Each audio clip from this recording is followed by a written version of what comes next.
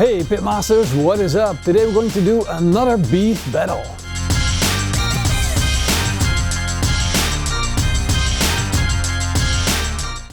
So what I have for you guys today is another beef battle. Look at these beautiful cuts of picanha. So one of these picanhas is a dual purpose picanha. What that means is that it came from a cow that is bred for two purposes. One is giving milk and the other one is producing meat. And the other one is made for, well, for one purpose only, and that's producing meat. So I'm wondering, if you make something that has dual purposes, is it less good than if it's specifically made for meat, for instance? We're gonna find out, but first I dare you guys to tell me which of these is the dual purpose and which is bred for actually producing meat. Let's take a close look at this cut. Beautiful intermuscular fat, looks really nice. Good yellow fat cap, that's full of flavor. Dark red meat. This one is a bit lighter. Also intermuscular fat right here, look at that. Beautiful fat cap, absolutely gorgeous looking. Is this the dual purpose picanha or is this the dual purpose picanha? Leave me a comment down below in the video description right now which one do you think is the one that's the dual purpose. And afterwards you can edit your comment. I'd love to know how many of you got it right. So my first plan was to cook these in reverse sear. Put them on the barbecue, smoke them a little bit, and when they're up to temperature, just give them a quick sear. But look at that marbling. I just gotta slice into it and show you guys. We gotta take a look together and see how much marbling is in this piece. I wanna know. I'm just gonna quickly clean this cut up. There's a little bit of silver skin still in there that we're going to take off. Look at that. The grain is running in this direction and I want to cut steaks in this direction. So against the grain. We want to get big chunks so that we got proper steaks. Now we can definitely see the intermuscular fat. Nice. So as we can see, there's a nice big fat cap. A bit light in color, but it still looks really good. Now let's slice into this. Same against the grain. First cut. Look at that. That's a bit more intermuscular fat. This is looking beautiful.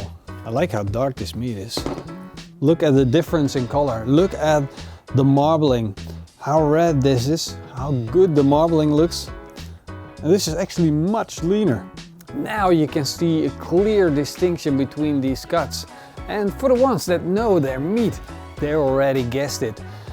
This is the dual purpose cow.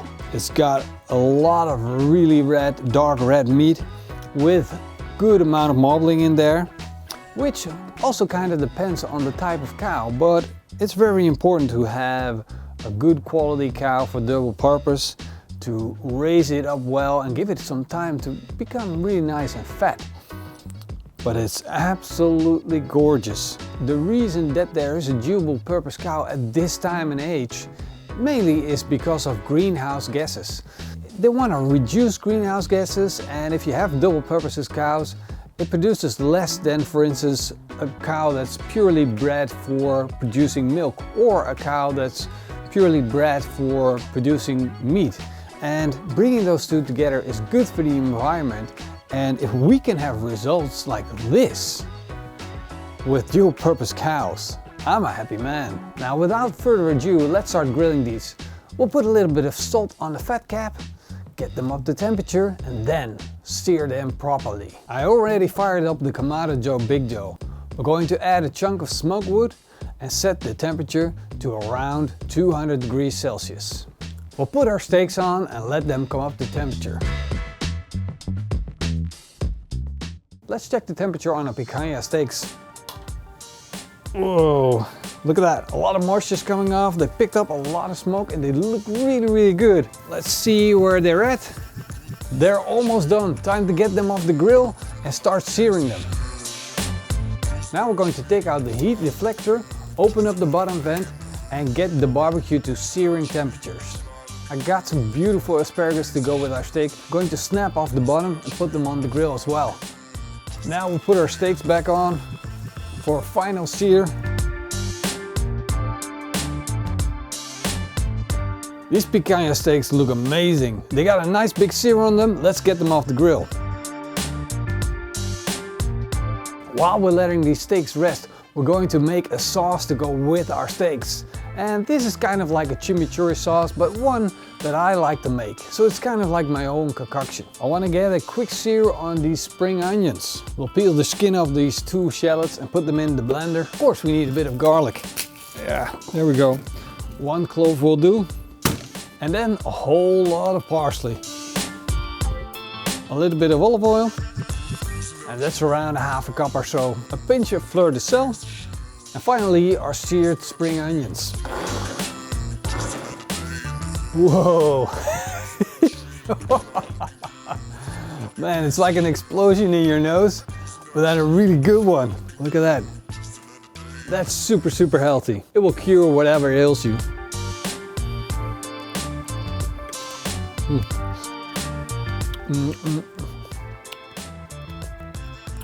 Ooh-wee! Eats a little bit more salt though. Boy, brother. A little bit of pepper. So basically, we got garlic and we got these spring onions. They are so aggressive in flavor, but we need something to knock you out in the end, and that's what the pepper will do to you. The salt is there now. And then the black pepper. It's still a little bit too much in the background. I need more.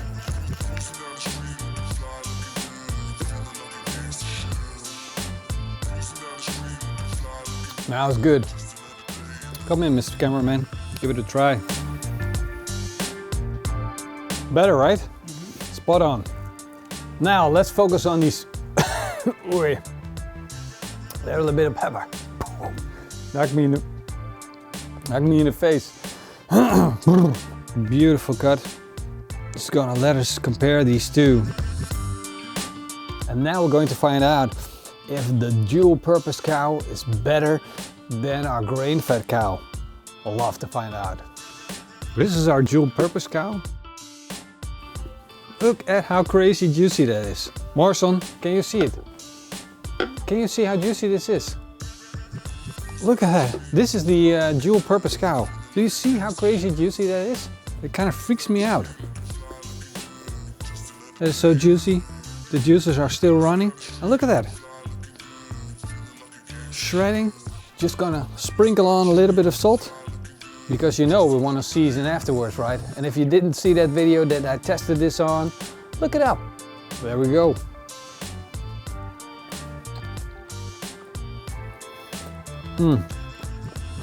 These are truly strong, big, bold, beefy flavors. That is amazing.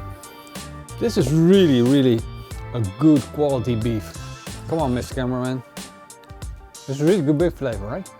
Strong beef flavor. The right word for this flavor is well balanced. It's not super dry aged flavor.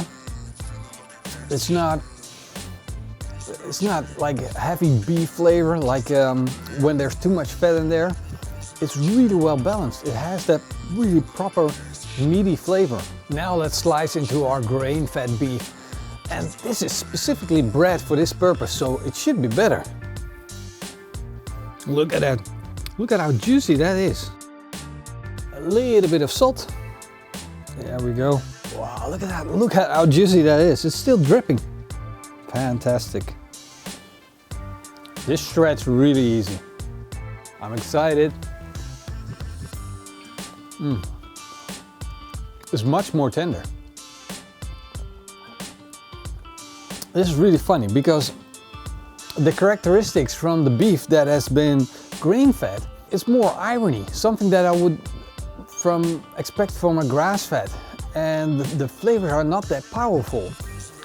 At the same time, it's much more tender than the one that was dual purpose. The color is much lighter, and so I didn't expect it to be much of like a proper beef, but it was really good. This is a really nice, juicy, tender steak. Look at how easy that shreds. It's like melt in your mouth good. Really fantastic. What it comes down to, both are really good. One is more tender than the other, but The dual purpose has that flavor. It's like it's lived, you know, this animal has been around for a while. The one that is raised to produce beef, you can taste that there's like the tenderness there and the characteristics are very pronounced, but on the other hand, it's not being raised to the like right proportions. It could have been so much more. I think I'm gonna prefer in this case the dual purpose cow, which if you told me on forehand, I would never expected that to happen. Let's use a little bit of our sauce that we just created. We'll dip that grain-fed beef into our sauce. And look at that, nice and shiny. It's like a marriage. It looks so good. It's like Christmas is here already.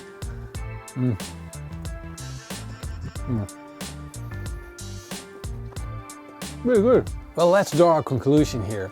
If the dual purpose cow breeds are better for the environment, we need to start taking these cows seriously, because this is some seriously good beef we got right here. Well, that was an unexpected surprise. And if you like the outcome of this test, then give me a big thumbs up. Leave me a comment down below on your thoughts. And I want to say a big thank you to everyone that's supporting our channel by being a Patreon or being a YouTube member. Hey, see you guys next time. Until then, eet smakelijk and keep on grilling.